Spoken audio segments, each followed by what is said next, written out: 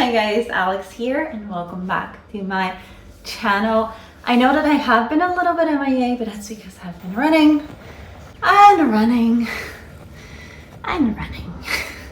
I swear this has been the last few weeks of my life. It's just all centered around runs.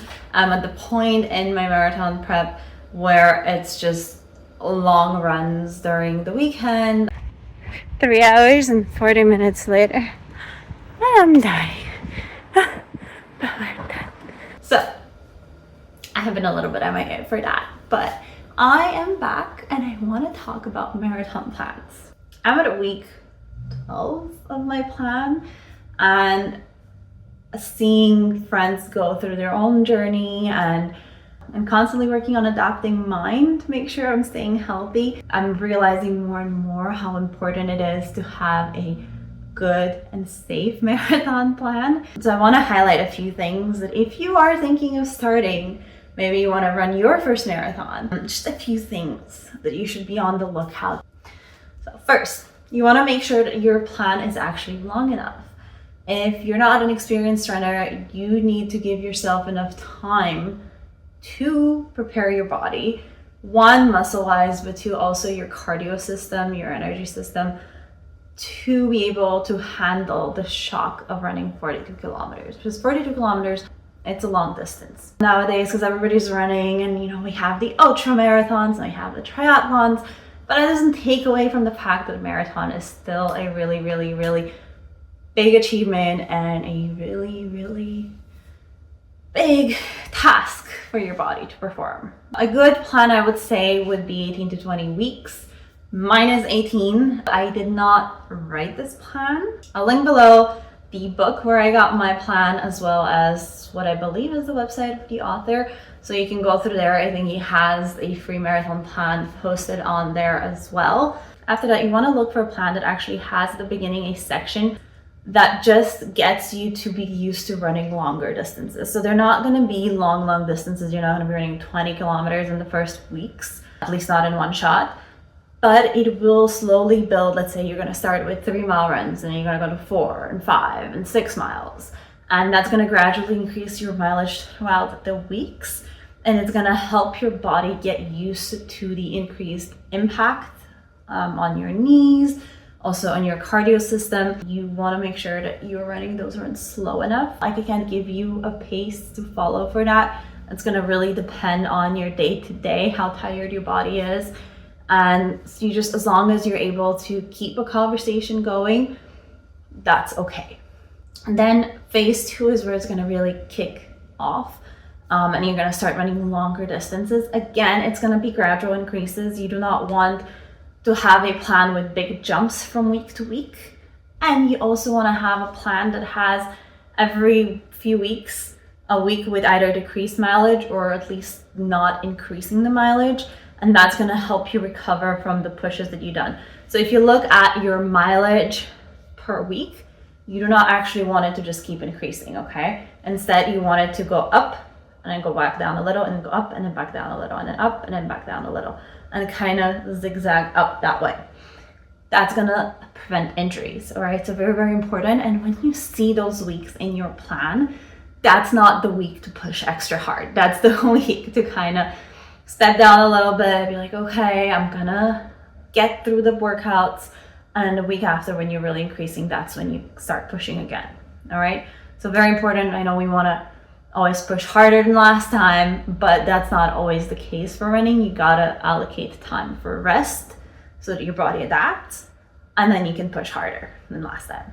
And then phase 3 would be your taper. 2 weeks to a week before your race, you will start slowing down and taper your workout. This is gonna allow your body to recover before the marathon, so you're in tip-top shape and you're not tired to do the race, but instead ready to rumble. Then you're gonna see a proper workout is gonna have different types of runs. At the moment, you're aiming for a time and not just to finish. There are specific runs that are tailored towards that. So you have your long runs, which are, again, at an easy pace. They're longer distance than the others. In my plan, they happen to be on Sundays every 2 weeks. and they're at an easy pace. So they're supposed to be conversational, and they're just gonna get your body used to running longer distance. I think my long run is 16 miles out of the 26 for a marathon. So I'm never getting to run a full marathon before I actually run the marathon. Other than long runs, there are tempo runs. So tempo runs are at a faster pace. In my plan, they are at marathon pace, but I have noticed from talking with my physio that there are certain plans that are actually a little bit faster.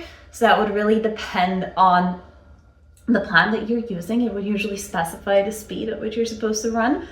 And there is an app for that as well. I will link it below, and the app is gonna tell you if you want to finish at that time, what is the equivalent pace that you need to be running at the marathon, half marathon, and whatnot.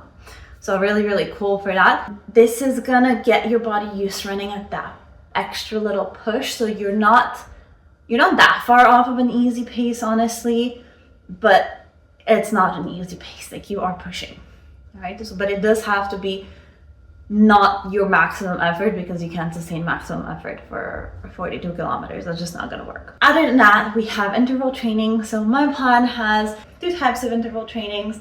The first one is speed training, and that's the first one that I do either once a week, okay? Only once a week. If not, I will not recover enough. So essentially, let's say 6 times I will run half a mile at extra fast speed, and then I'll recover for a little bit, and then I'll go again. And what that does is it increases my VO max, and it increases me feeling comfortable running at a faster pace. As the intervals became longer, instead it became what we call strength training, and instead of being, like as fast as they were for speed training, they're just a little bit slower than my marathon pace. I did not notice the change the first time I switched from speed to strength. So I actually did overtrain last week, and I have really been paying the consequences. Since then, I'm only now a week later recovering from it. I'm about to do my next strength training today. So for the first time, I'll do it properly. And I'm very, very excited, because in marathon training, you can very quickly tell that you're overtraining. You do one run too fast, and then it kind of cascades down. So those are different types of runs. And then you have, obviously, your just regular easy runs. So those will be shorter, and they are meant to be easy. Okay, they're meant to be slow. They're meant to be steady. They're not meant to push hard. They're not meant to set a PR. They're really just kind of filler, is what I would call it. You need to make sure that you're getting comfortable running, but you're not achieving any big deal on those runs, and that's okay. That's really okay. All right, not every day is going to be a PR day. All right, but then you're going to show up on the marathon and hopefully you're going to crush it. No more than 1 long run a week, no more than 1 interval training a week, and make sure that you're not running more than 5 days a week. You do need those 2 days to recover. And finally, what I would say, it's not in a plan, but after each run, try to be aware of your body. Do you have extra tension in your quads? Is your hip maybe just like a little bit stiff? Are you waking up at night thirsty? Any of those things are cues that something is lacking in your training. So if you're having too much tension, maybe you need to stretch more. Also, my physio says a tight muscle is a weak muscle. So that might also be a cue that you actually need to do strength training, which you should on your days off. Technically, it's days off or strength training. For best results, you will be strength training as well. Or maybe if you're getting sleepy every day, that might be that you're not fueling yourself enough, or you're not sleeping enough. So all of those things, and I'm telling you, it's because I've experienced all of them, but I have been very conscious after each run. I check in with myself, I see what I feel and what I need to correct it. I even saw, the physio that I keep referring to, I didn't actually have an issue. I just saw him for injury prevention, because I wanted to make sure that I'm running at the proper speeds, make sure that my form is right as well, which is important for running. So I would say a big focus, other than the plan, if you're able to, as you're running, make sure to double check with yourself. Okay, just a little extra perk. and be very careful because people have died running marathons, okay? We don't say it often enough. It's a hype now to run a lot, whether an ultra again or a triathlon or whatnot.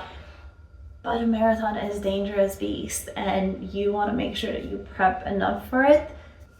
So yeah, get a good plan, be aware of your body, and that's it.